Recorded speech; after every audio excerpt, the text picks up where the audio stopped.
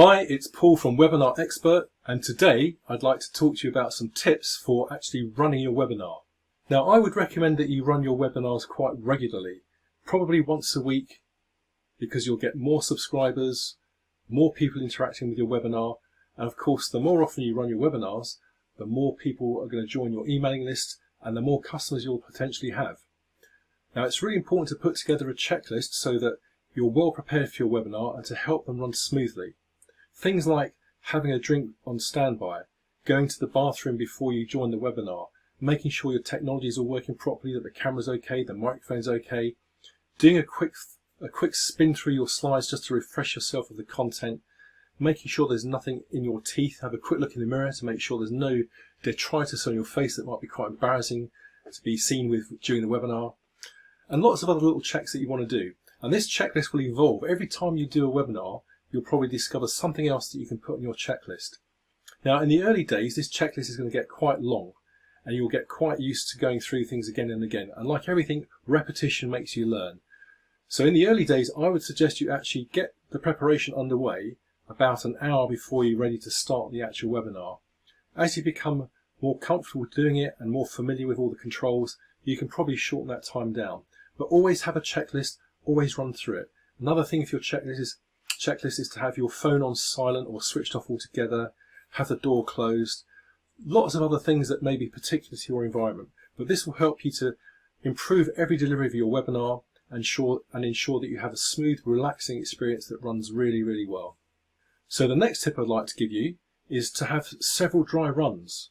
When you haven't done the webinar live before, do a dry run. You don't even need to have the webinar software. You can just have your slides on your computer, stand in front of your computer and just talk to the computer, run through your slides, say what you're going to say.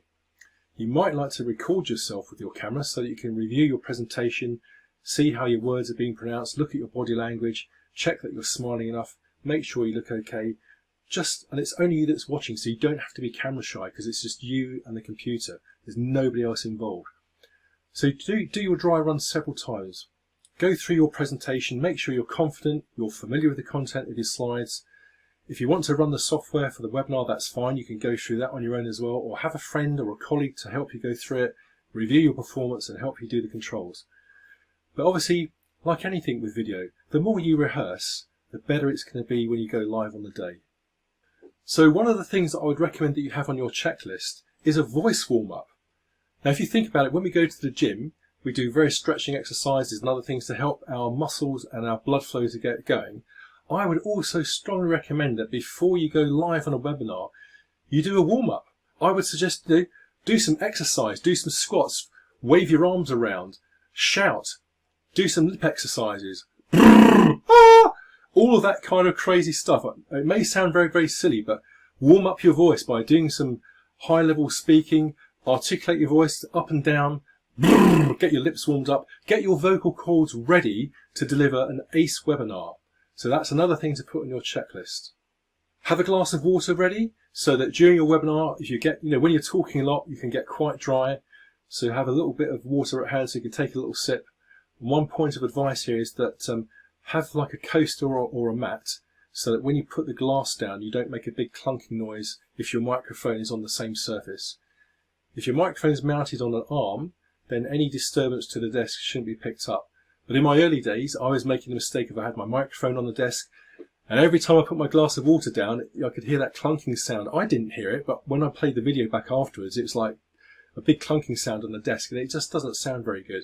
Your audience don't really want to hear that.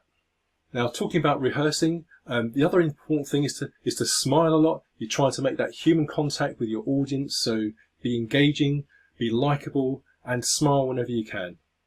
Next thing I suggest is you start your webinar 10 minutes early. Now, I want to distinguish between starting your actual presentation and starting the webinar. Starting the webinar is a bit like opening the doors to the theatre and let people come and sit down. And during that time they're ambling around, you can have a casual chat with them on the camera or via the chat on the screen. And you can just sort of get to know your audience. Hi, where are you from? How's your day been? Why are you here? What do you want to get out of today? Have a bit of rapport building with your audience. And if you start your webinar 10 minutes before the presentation is due to start, that gives you that opportunity to do that. So make the distinction between starting the webinar, which is actually going online with your audience. Do that 10 minutes early, I would suggest, but start the presentation itself bang on time. Now, the reason I say you should start your presentation bang on time is that you've got the people that have already turned up, they've been punctual, they're there, they're ready to go, they expect you to start at the denoted time. For me personally, it kind of bugs me. If I turn up on time for a webinar and the presenter says, well, just hang on for a few minutes for the latecomers, I think that's pretty disrespectful for those people who've made the effort to be there on time. In my corporate life, if you've got a meeting of many people, if one person's late, that can upset the whole meeting. And we wouldn't wait for that one person to turn up unless it was a managing director, because the meeting has to continue. You've got a lot of people, their time is precious. We should respect that.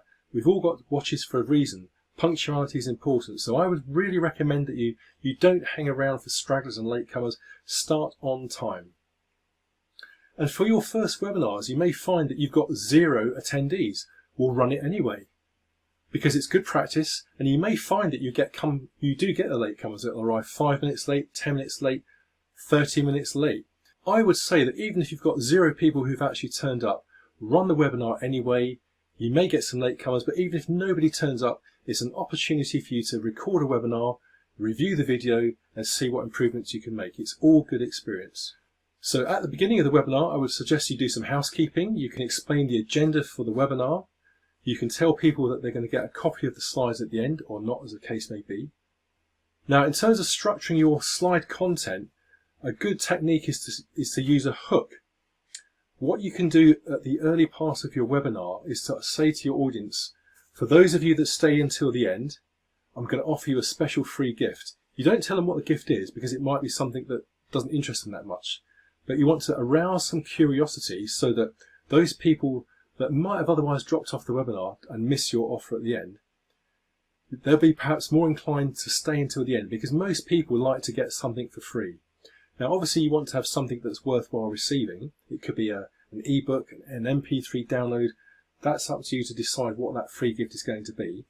But at the beginning of the webinar, you announce that you're going to offer that free gift at the end, and it's going to be worth their time to stay. And then you've aroused their curiosity, and they're more inclined to stay for the duration of the webinar. And that's it. So if you found this video useful, I'd really appreciate it if you could give it a like.